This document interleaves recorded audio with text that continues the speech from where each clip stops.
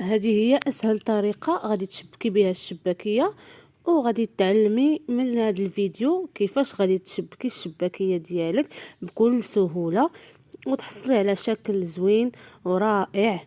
اول حاجه كنقطعوا الشباكيه ديالنا على 6 الاشرطه كما كتلاحظوا.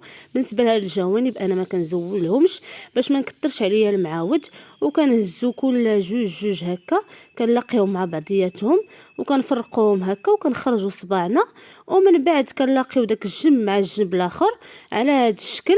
غنعاود معكم واحده اخرى باش تفهموا مزيان الطريقه. كما كتشوفوا غادي نهز هاد جوج كنلاقيهم مع جوج الاخرين ونتبع لهم جوج التاليين، وداك الجنب مع الجنب كنلصقوا على هذا الشكل صافي وكنفرقها. يعني الشباكيه راه كتشبك راسها براسها بهذه الطريقه. هو الفيديو راه واضح لكم، عاودوه غير بشويه بشويه حتى تفهموا ان شاء الله.